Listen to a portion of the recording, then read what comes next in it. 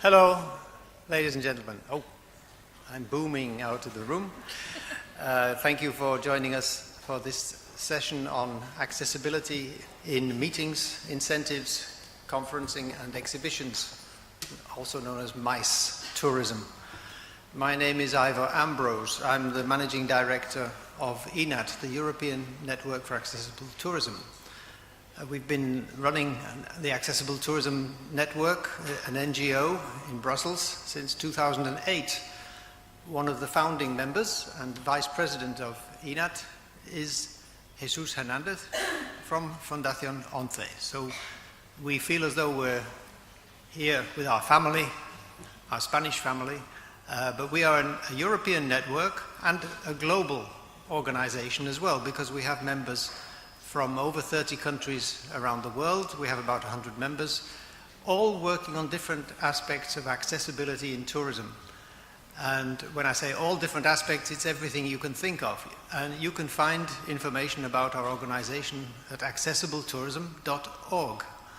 And there I hope we will also find all of you one day, either as members or partners in the projects and the work that we're doing. So we don't have a lot of time. I haven't had any instructions about when we shall finish, but we are starting 20 minutes late. So we might run over the time a little bit, but we'll try to be quick. I have a short introduction, which I will just go through. I'm showing some slides here with some bullet points about MICE tourism business. And then I will introduce the speakers one by one, and they will give a presentation. So it will be broken into sections, but we will try to have a discussion between us and between yourselves towards the end. So if I can press on, I'll start with the first slide. Just to give you a very brief and very general overview of the MICE business. In 2017, Europe had more than 42% of the global industry share in MICE in terms of value. The slide is not working. Ah, the slide is not there? There we are, thank you. And that's good to know, thank you. If anything like that happens, just raise a hand. Give us... And tell us. Yeah. It's also important to know that the Asia-Pacific market is expected to witness a very high growth rate from 2018 to 2025. As in other areas of tourism, Europe holds a leading position in the global tourism market, but many other areas are catching up fast, and indeed, why shouldn't they? But this is not about competing, this is about collaborating and trying to make sure that accessibility is taken care of in the offers of accessible MICE tourism. So we're expecting another big number for you. The global value of MICE industry estimated to reach 1.3 billion euros in 2025. So this is a very sizable market. The conferences and events, festivals, all kinds of activities like that. It's something that we need to be aware of as a growth potential. And the key point, which is highlighted in my fourth bullet point, is that destinations and businesses in the MICE industry need to innovate and apply a customer-focused approach in order to win business. That's just a general statement, but the key innovation that we're thinking about and talking about here is accessibility and making sure that everyone can participate. There's a drive for higher quality and a push from equality legislation as well. Organizers of meetings and events need to meet higher standards of accessibility for visitors with disabilities and others with specific access requirements. And in public procurement, now especially in Europe, in many countries, you will find an increasing focus on accessibility as a requirement for contracting to centers like this, Congress centers. If you can't offer an accessible venue with accessible services, then you're not going to win the conference, you're not going to win the event. So this is an important message to all providers of these kinds of services. The private enterprises need to follow on. I think the public sector has a very important role to play in promoting accessibility as part of everything they do. This is part of the UN Convention that we try to follow, or we will implement in the public sector, the requirements that relate to accessibility in every respect. The UN Convention on the Rights of Persons with Disabilities I'm referring to. So this is part and parcel of tourism, not just accessible tourism, but tourism as a whole. And of course there's this multiplier effect of accessibility, that if you ensure that your venues and services are accessible for maybe just one person or a few people who need them, then you're going to win that business, which can have a huge multiplier effect in this area. You can lose or win a conference of 1,000 or even 5,000 people on the basis of being able to offer accessibility. So the challenges here are fairly obvious, really, to create inclusive events and to be aware of new trends and new practices. We need to keep our senses aware and be open to new trends in MICE tourism. And let's make this a trend, I would say. Let's make this, in fact, a general practice in MICE tourism. We're going to be hearing about some guidelines, standards, recommendations from the speakers, and we're going to hear not only about holding the event in a room like this once everybody gets here, but the whole visitor journey, the tourism chain that needs to be accessible, right through from publicity, how you publicize the event, through information, facilities, and so on. The key here is, as we've heard before in other contexts, the application of a design for all or universal design approach to everything we do. So in the presentations that follow, I'm going to invite Katrien, who's sitting next to me, Mampaey, from Visit Flanders, to speak first. The first speaker on my list on the slide there is Veitch. He's ill, unfortunately, and couldn't make it today, but I will present his presentation second. He gave me permission. And thirdly, we'll hear from Helena Ribeiro.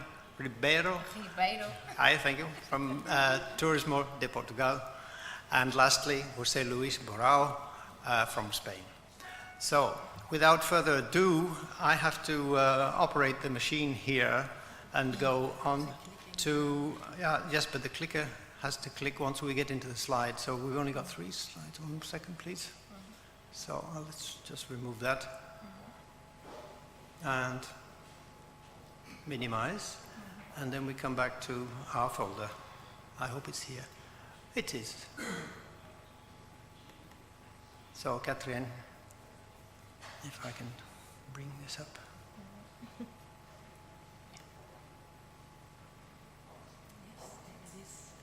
I'm struggling. I'm a Mac user nowadays, so that's one of my problems. Doesn't like it. Hello. Double click something. Anybody? Isn't that strange? No, I don't understand. I'm double clicking. Yeah. Cambia por la presentación. Vale. Porque entre la otra. Es que tiene la otra abierta, por eso es. Seguir cerrándola para ahora poder poner. Si no se queda con la otra. Esta es la que sigue. La primera. Es la primera. No, no es esta. Vale, entonces vamos a avanzar. So I will just introduce Katrien as we look for the slide. And first of all, let's say Katrien has. Sorry. Yeah, but you've got it now. Yes, okay. I wanted to say a few words about Katrien as well before we go forward.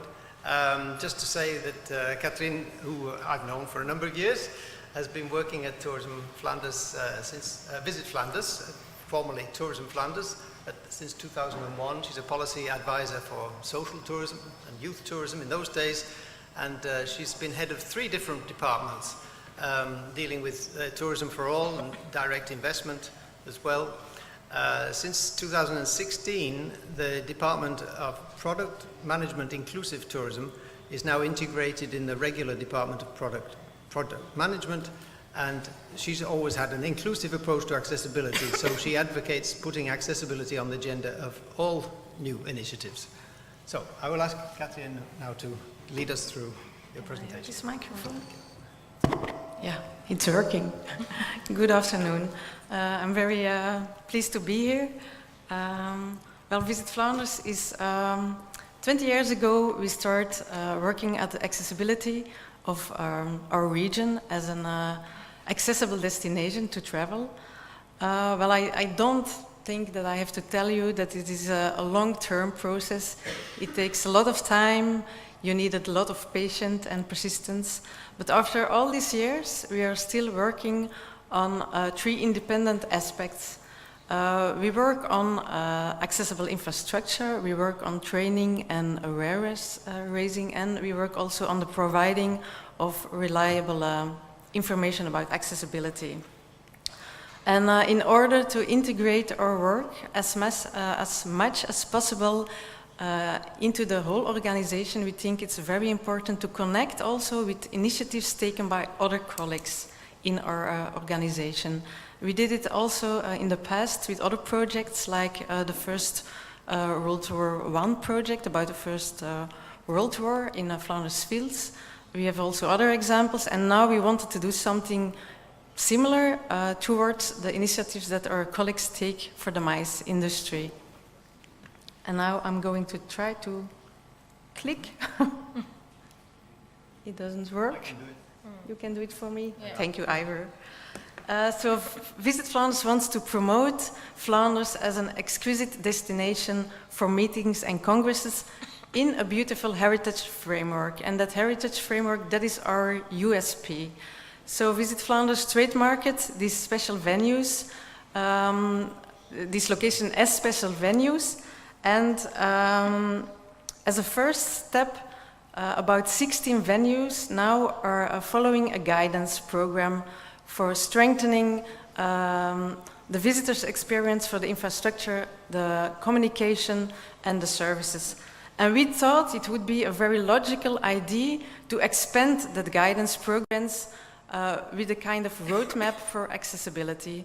So all these special venues that were selected, they all have now got a screening on accessibility, and they all get advised about the adjustments they have to make to become more accessible. And Visit Flanders is bearing the costs for this guidance. Meeting locations, and can you show me the next slide? Thank you. Meeting locations can be distinguished and certified by a label. This is the accessible meeting venue label that we have developed. And it's a label in 3 levels. And this label guarantees to organizers of meetings and congresses that the location and the whole visitor chain will be accessible. Well, this label, it's inspired by our own label that already exists for holiday accommodations and visitor information centers.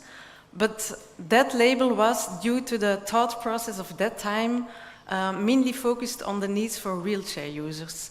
And this label goes beyond that. It also meets to the standards for people with visual impairments, hearing impairments, autism, things like that. So it goes beyond only the needs for wheelchair users. Well, these 3 levels, we have the M label that says that it is accessible, but maybe there's some special effort is needed at some particular places. The M+ label says that it is basically accessible, and the M++ label says that it is comfortably accessible. And by offering these 3 levels, we offer a kind of grow path, and we hope that it will be having an encouraging effect, that people with an M label see the possibilities to grow to an M+ or an M++ label. For the label, for the screenings, we work together with Inter. Maybe some of you know Inter. It's an accessibility agency. They have architects that do the screenings for us. And then the results of the screenings are discussed on the label commission. And this is a commission with users, with people of the tourism sector, with people of the MICE sector, and the advisors of Inter and people of Visit Flanders. So when there are some things not very clear, we discuss it in this group if a venue can get a label yes or no. We also make this checklist. You can see it here, and I have it here. I have some copies, so you can take it if you want. And this is a checklist for organizers when they organize events during a congress or during a meeting, that they can be organize inclusive events. And when they are outsourcing several services, we advise them to include accessibility criteria as corporation conditions. And that's why we also make an example of declaration of commitment for them. So they can, we have the checklist in Dutch, but also in English, because not all the organizers, event organizers, are speaking Dutch. So that's why we also have it in English, and people can also download it on our website. No, you just can wait, I think. We were not able to award a label yet, because all these historical heritage sites are still busy with making the adjustments. So that's why I don't have a fancy video or a photo shoot from accessible meeting venues. But here I like you to sample a beautiful heritage site, and they will have the label, if everything goes well, before the end of this year. They will be the first. It is a former coal mining site. It's in Limburg. It's a province of Flanders. It's there for more than 100 years, providing wealth and energy and urban development in that region. And now the right wing of the building is totally renovated. And they also keep in mind the advice we gave them for accessibility. So in the end, here we will have a unique heritage site that will be adapted to the current demands and expectations, also from international organizations. And well, this is exactly the kind of MICE venues that we like to develop and promote in the future in Flanders. Right. Thank you, Katrien.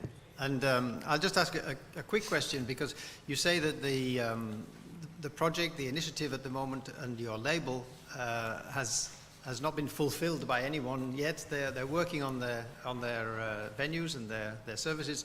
But how do you see this fitting into the, let's say, the mainstream? I mean, is the mainstream ready for this? And have you started announcing this? What kind of reaction are you getting from the businesses? Well, it's still very early. We are now working on this for a year. And I like to say that for us it's normal to work in an inclusive way, but we see that we don't have to be too naive. And the MICE sector not really, to be honest, waiting on this. No. They were a bit surprised, I think, when we came up with this story. So we always say that it's normal, it's what international also is expected to work on an inclusive way, but you feel that for a lot of the people who are working in this MICE sector, it's something new, actually. So we also have to work in this program on the trainings also, and we not only focus on the infrastructure, but also on the services and the communication, because you see that's also something new for them. Right. So you have to lead them towards this new target and to show them the advantages, I suppose. Yes. Yeah. Exactly. Okay. We'll hear a bit more about that in the presentation from Chris Veitch in a moment. So now, could you switch, Helena, to the next presentation, which is Chris Veitch. You're good at this. And I'll tell you a little bit about Chris, who unfortunately couldn't be with us due to his illness. Now, Chris has worked with us also for many years. He was formerly working with Visit England. First of all, he has a first-class degree in tourism management. He worked with Visit England, Visit Britain and Visit England for several years. He worked on our very first ENAT project, and before that with Osate, that some of you will know about. So he's very thoroughly immersed in accessibility, so much so that over the years, and building on his experience and reputation, the United Kingdom government 2 years ago made him the UK champion for disability in the tourism sector, which is a role that he's fulfilled with great competence and great enthusiasm. That means basically he's been going around different regions, different destinations, and meeting businesses and business people and talking to them about the value and the importance of accessibility in tourism. I don't think any other country has this kind of arrangement, but he's just one of the champions of disability. There are champions for the airports, champions for the rail system, champions for the hotels. So he's been dealing with tourism these past 2 years. He will retire from this unpaid and kind of unofficial position. It's not a government position, but a voluntary work that he's been doing. So he'll finish that in December. Maybe then he can go around some other countries and be a champion for you as well. But he's a great guy and a good communicator, so I will hardly do him justice here. He's been called on also to collaborate with the Australian Tourist Board and several of the regional tourist boards there. He's also the vice chairman of the UK charity Tourism for All, and works also a lot with European Network for Accessible Tourism. So, having introduced Chris, I will try to do him justice in the following slides. Now, one of the main messages about events is that as it says on the slide here, are we going to see the slides now, please? That one size does not fit all. You cannot really make a program for every typical event and just say, follow this rule, but it's very important to take into consideration all the different users. He refers a lot to Visit Scotland and the Scottish experience of the Tourist Board of Scotland. We've talked about, in my introduction, I talked about the multiplier effect, the value of making sure your venue and your services are accessible so that then you can make an event for everyone. Now, the Visit Scotland approach was rather clever. They looked at their social inclusion policies for the government, and they realized that they were funding quite a lot of festivals and events. Could be whiskey tasting, could be getting exhibitions for kilts, I don't know. But whatever they were helping to finance in Scotland, to bring tourists to Scotland and to make Scotland an attractive destination, when Visit Scotland was paying for an event, they realized that there was a possibility there to work on a certain incentive. To create accessible events could be the way to ensure that accessibility comes into the programming by the funding that they're giving. What it says here in the bullet point is that government funding for events could then be dependent on fulfilling inclusion criteria. So this is not a law, this is not a regulation, this is a soft method of changing people's awareness and changing their minds and changing their behavior to comply with certain accessibility principles and requirements, and offering them, of course, a guideline on how to do it. So on the right-hand side of your screen there, you see there's advice on how to organize accessible events. And this is an open publication. You can find it on Visit Scotland website. Very useful tool for anybody wanting to organize an accessible event. As Chris says, events come in many different forms, small, locally organized events and large international events. All the same, you have to go through the same sort of planning and procedures to organize an accessible event. Looking back at a recent event, the Solheim Cup, he says that it's very important to start early with your planning. So from the very beginning, so that you don't have to go back and fix things that are wrong, you should embed inclusion throughout the planning process. You should set inclusion objectives for the particular event and the target audience that you're aiming for. And of course, agree a budget if there are additional services and amenities that are required.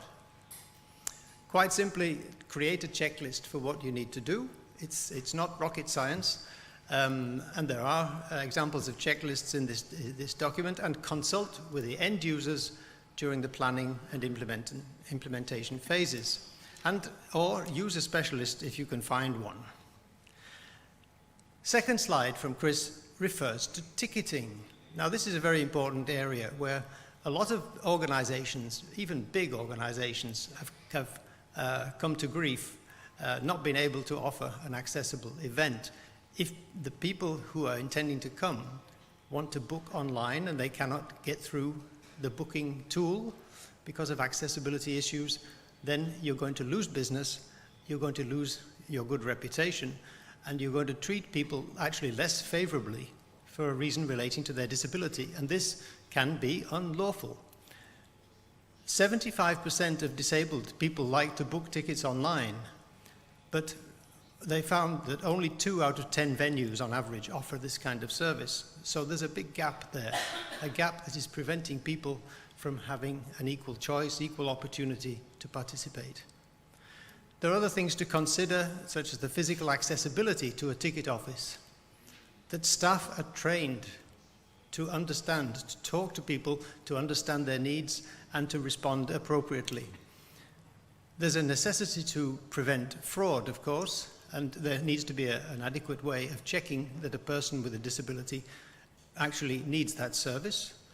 And there should also be so-called reasonable adjustments. It needn't cost a fortune to make the appropriate adjustments. So if you cannot offer an accessible service through the website, you may offer a phone line as an alternative, but there has to be somebody on the end of that phone line who knows how to deal with your question.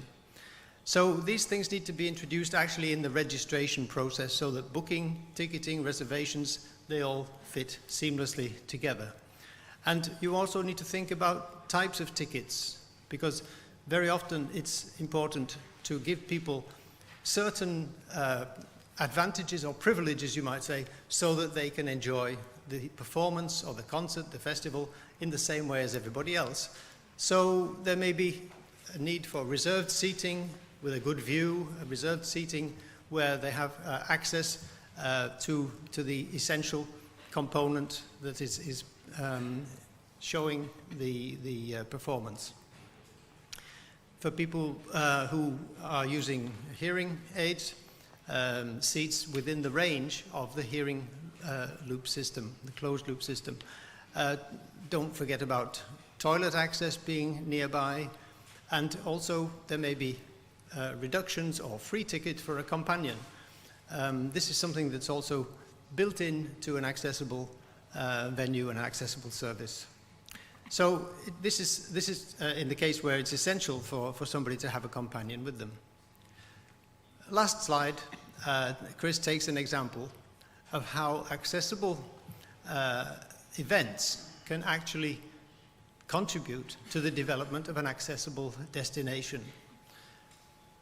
He talks about the Access Fylde Coast project. Fylde is a region of England that not many people of you will have heard this name, but it's in the northwest of England, between the Lake District near the border of Scotland and Manchester, that you've all heard of, Manchester City, Manchester United, close to there. There's a large amount of money from this pool of the current project of £23 billion is going into the Purple Pound revenue project initiated by the government.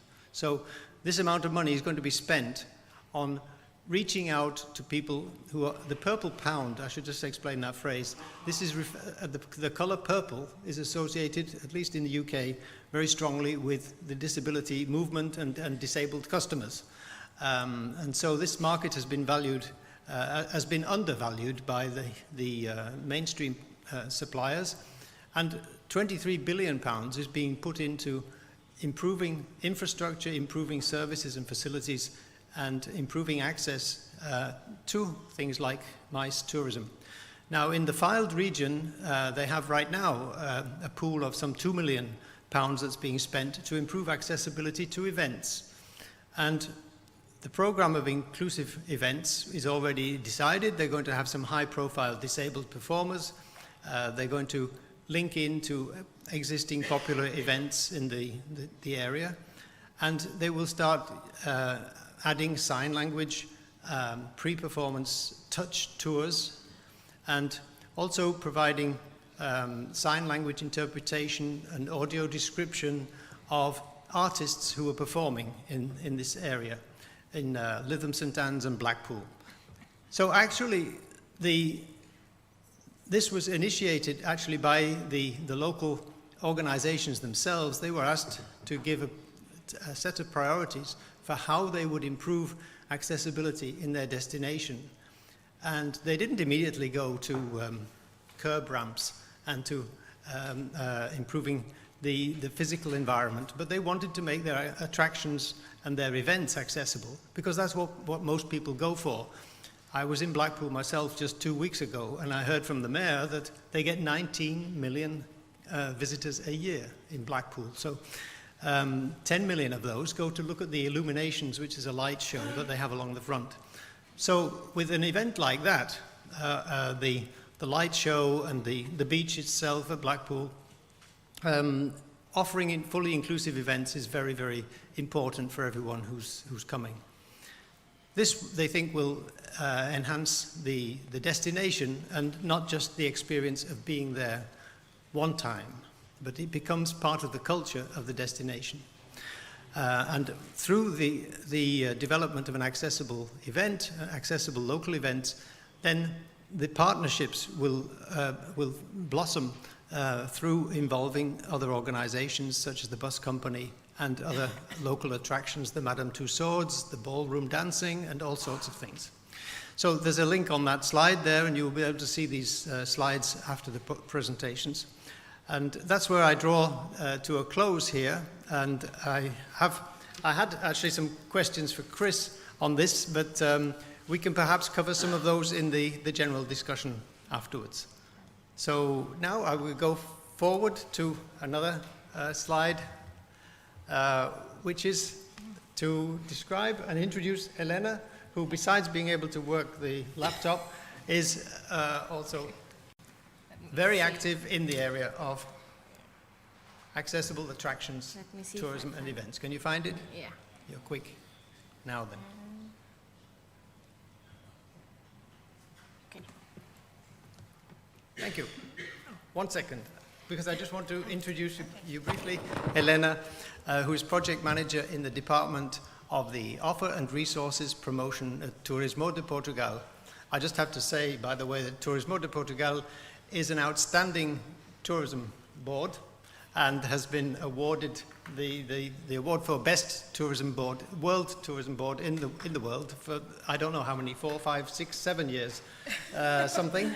And is it 4 years only? Okay, it feels like more. But this year you also were awarded a special recognition from the UN World Tourism Organization for the accessibility work that you're doing. So we're very privileged to have Helena here. She works with Teresa in the department on accessibility. And I was surprised to learn that you've been there since 1994, when you were probably still a schoolgirl, I guess. 21. Right.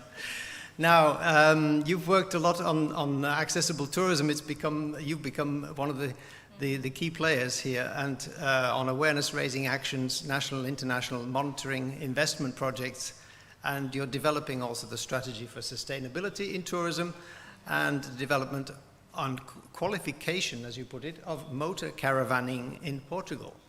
I'll just say one more thing, which is not on your CV here, that you've been very active also in ENAT, working with our National Tourist Boards organization. We call it the NTO's Learning Group, where you've been participating with other NTOs, sharing information between you. And this is one of the key factors, if I can just make a short advertising break for ENAT here, that we like to engage our NTOs and our regional tourist organizations in workshops and discussions and sharing information about what they do. This is a very valuable way of learning from each other to drive forward not just the good practices, but how to shape the policies. And I think you'll be telling us about your All for All program as well in your presentation. That's it. Right. Thank you. Okay, thank you very much, Ivor, for your kind words. As Angela Merkel had said in the crisis years, Portugal is a very good student. So we've learned with the best. When we met ENAT, we saw that Europe and NTOs in Europe were working on accessible tourism, like Visit England, Visit Flanders, Visit Paris, Fundación 11. They were working in this subject. So Portugal, I've learned with the best. And we came up following a work that we had already developed in Portugal since 2006, that we began working this area with the Accessible Beach program. But then in 2012, we began to produce some technical books, manuals, for our stakeholders. But then we arrived in 2016, and the government gave a place of, how do you say, to give the floor to accessible tourism in Portugal, and the All for All program was born. So this program aims to focus on the diverse dimensions of the tourism offer in Portugal, and to raise awareness among the stakeholders, the tourist stakeholders and the public entities for the need to give access to all the important tourist resources in Portugal, to give access to all, no matter their impairment or incapacity. So in 2017, following the implementation of the All for All program, the Turismo Portugal presented the tourism strategy 2027, and the accessible tourism is still in the agenda. So we want to promote the All for All tourism, using an inclusive approach to raise awareness to all the stakeholders and the public entities about tourism for all and its importance. And also we wanted to support all the projects that improve accessibility to the equipment and the infrastructures and services related to tourism. So let me change, yeah. And the All for All program has three areas of implementation. And the first one is the adapted offer. We want to eliminate all the physical barriers and also the communication barriers, and also to focus on the training of the human resources and the stakeholders and the public entities to make improve networking among them, and to ensure that they understand the specific needs that this public has, and to give that answer to that diverse needs that the public has. And finally, to attract demand, not notoriety. I don't know what that means. Ivor told me notoriety is a negative word. Yeah, it's reputation. A good yeah. reputation. Build reputation of Portugal as a accessible destination, and also to promote all our tourist products among the demand. I think you should just say as well how much money you've put into that program. Yeah. It's always good to know. Following the crisis, we became richer. And then we, as we have seen that accessibility is very important, the government created a funding line that came up with 14 million euros to support all the projects of public and private projects to increase accessibility on the tourism destination and tourism services. So it was very good. We have supported 121 projects, public and private, and we are hoping that in 2021 we have so much accessible offer if we compare with today, with the offer that we have today. So we are proud, we can say we are proud, because the stakeholders and the public entities heard us. Yes, The Spanish and the English begin to confuse me. Sorry. So we are proud of the work that they are doing to improve accessibility in Portugal. So, and now, to the end of this presentation, I will talk about the new program that we are creating and implementing. That's the Accessible Festivals program. And we intend to promote and distinguish all this diversity of typologies of festivals, to promote the inclusive practices that allows all the access of all audiences, no matter what their impairment is. The festivals, street arts, performing arts, theater, cinema, dance, literature, and theater, yeah, and music. They are very important on our culture offer in Portugal, and they are important because they capture all the tourist flows, national and international, and also boost the local and regional and national economy, and also helps to diversify the cultural offer. So we have this program that has mandatory requirements regarding a diverse range of areas, and we are trying to work with the entities related to culture in Portugal, and also with governmental entities in Portugal related to culture, to boost the accessibility of their services and offer, and also to develop accessible tourism in another dimension. In this program, we want also to distinguish the most accessible festival with an award. An award, right. Yeah, among the set of the festivals that will be distinguished as accessible.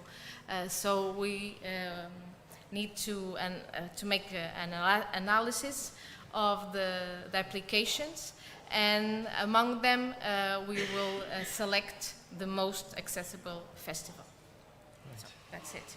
So one of these festivals, each year is going to win an award from Turismo de Portugal? Yes, with money to improve their accessibility conditions more. And they will have also an award and designation that they can promote themselves in the internet, on the communication channels, whatever. They can use it. I think an important question must be then, how will you ensure that they're actually marketing the accessibility of their events? Because it's a mandatory requirement also. It is. Just as we were saying for Scotland, but Yeah, you will make it they mandatory. need to communicate that they are accessible. As the projects that we have supported with the funding line, they also are mandatory to promote their accessibility on their communication channels. Very good. Thank you. Okay, one more question is just to give an example, perhaps, of the requirements that you put in your access guidelines. Yeah, as I told you, there are different areas. For instance, they need to assure the accessibility on the parking area. They have to have adapted places near the entrance of the receipt. They have to have an adapted entrance. If they have a lift, a platform, they have to assure the access. Also, the way inside the precinct also must be accessible. All the access to the services that are there, like the toilets, the food and beverage area. Also, So all the physical access. What about and communication. What about the ticketing, as Chris mentioned? Yes, the ticketing. We also intend to promote the person that a companion. Yes. That assists the person with impairment, a special ticketing for that person also. We have also the communication area with adapted informative content for people, blind people and non-hearing people, deaf people, Hard of hearing. so we also, it's not only the physical area, but also the communication area that we are involving in this program. Thank you very much. Okay, thank you. Okay, if you could then. Okay. Thank you. Personal assistant. Yeah, we'll now move to our final speaker in the session, which is José Luis Borau, and he is head of Building Environment Accessibility in the department at Fundación 11. He's an architect from Universidad Politécnica de Madrid, 20 years experience working on accessibility fields within 11, and during this time he's also been the consultant for public and private entities. And he's worked on urban and architectural and natural areas in design. He's also working with the standards committees, the current one, the ISO Standard Committee on Tourism for All, and is also, he's a master coordinator and lecturer on accessibility as well. So he's very well qualified to talk about the next point, and we have the slide ready, I think.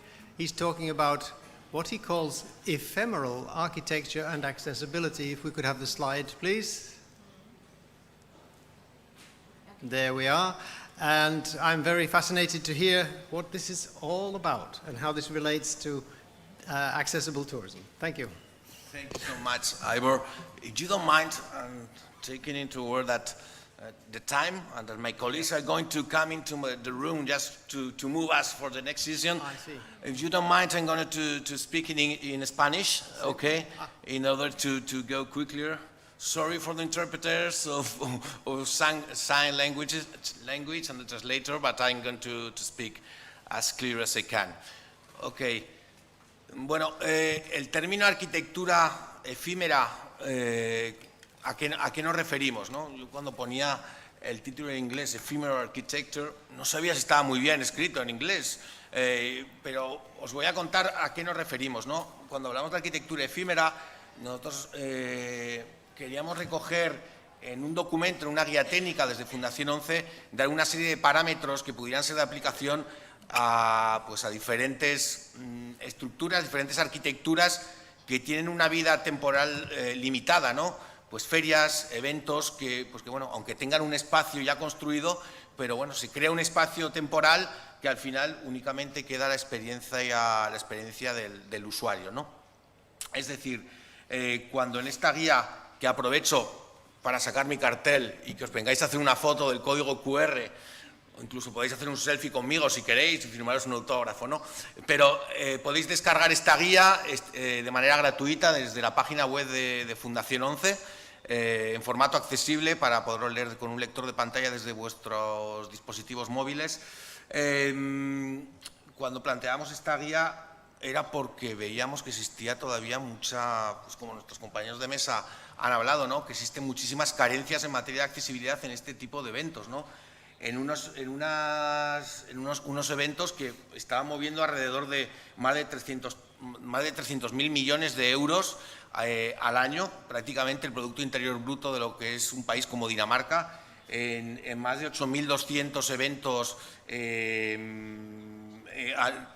al año en todo el mundo. Es decir, que teniendo en cuenta que recibían a más de 125 millones de visitantes al año, vamos a hacer el número gordo, ¿no? El 10% de 125 millones, pues imaginaros, 12,5 millones posiblemente pudieran tener algún tipo de discapacidad.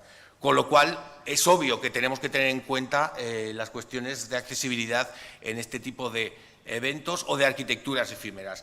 En ese sentido, cuando hablamos en la guía planteamos que no podemos separar en ningún caso lo que es el recinto y lo que es el producto o el servicio que allí se ofrece, ¿no? Es decir, you can go ahead, Ivor, please. En esta guía, en una guía de este tipo, teníamos que plantear la accesibilidad a la infraestructura, pero también a los propios eventos, ¿no? Como estaban comentando nuestras compañeras, ¿no?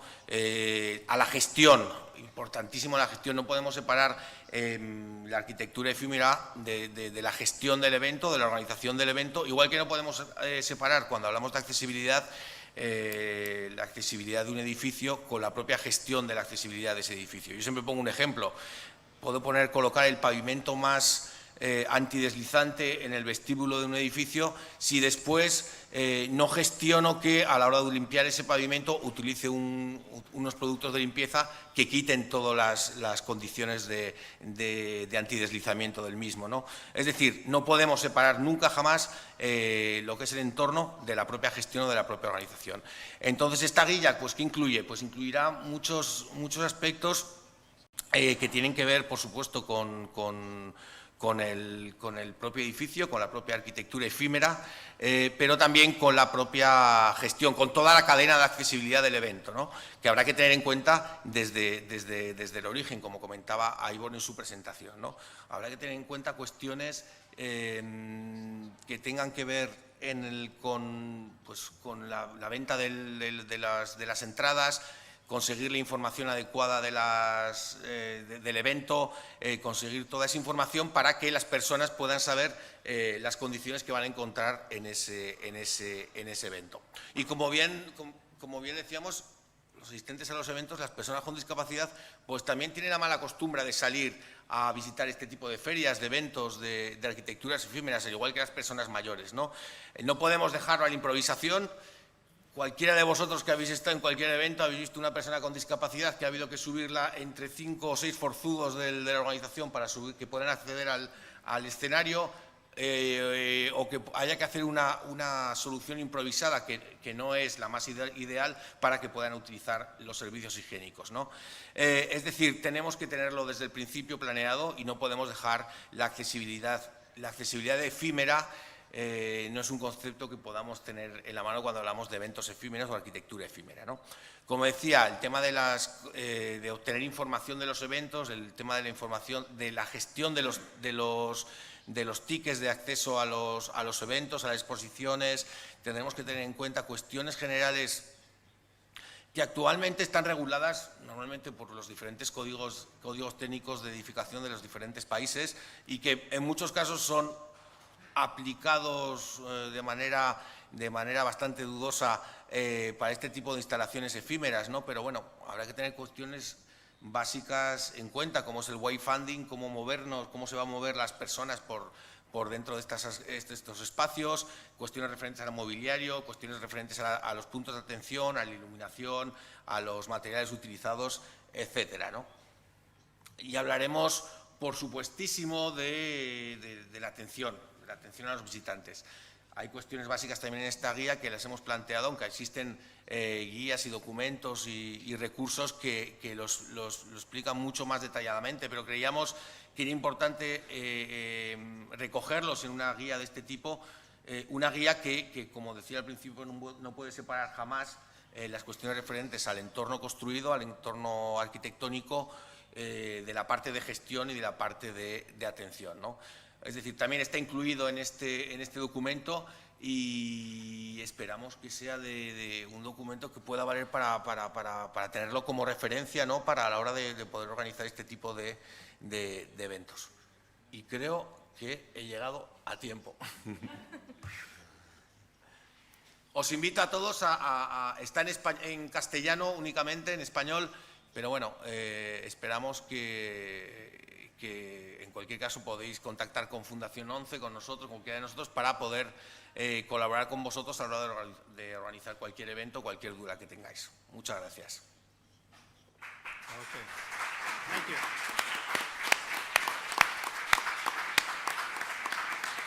Okay, so as you heard, we're very short of time. I'd, in fact, like to go on for another half an hour, but we don't have that time, a luxury, unfortunately. But as José Luis has said, please be in touch and please also meet the speakers after the event and put your questions directly to them. I've enjoyed this session very much because I've learned not only about the competitive advantage of working with accessibility and the unique selling proposition that you can give to your event and your festival, but also the fact is that we need to consider that the performer or the participant or the general public, all of these could be people with an access requirement that needs to be taken into consideration. So in order to make an adequate, a sufficient destination or a region or a single event, whatever it is, we all need to work more towards improving accessibility in the MICE tourism. Thank you very much. Okay.